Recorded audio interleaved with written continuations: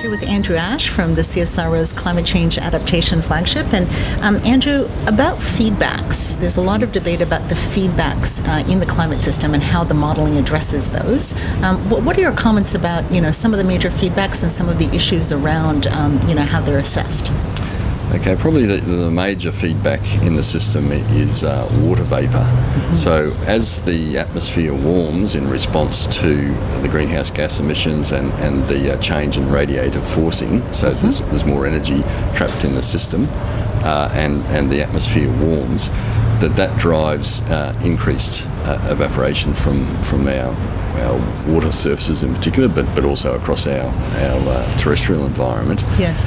And that water vapour, when it enters the atmosphere, tends to amplify the warming effect. Because when water evaporates, you just feel water vapour itself is a powerful greenhouse gas, right. And it makes up a large proportion of the atmospheric warming that's generated.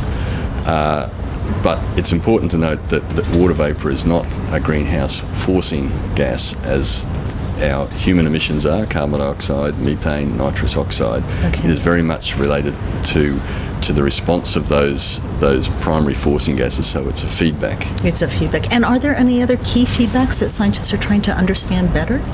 You start to get feedbacks through the whole carbon cycle and terrestrial system, so the way that the plants exchange and oceans exchange carbon with the atmosphere. Mm-hmm. You can start to develop some feedbacks, for example, as some of the peat bogs in the northern hemisphere, which are currently frozen over, as some of those start to melt, they start to release greenhouse gases in the form of methane in particular, which then acts as another feedback on the system. Okay.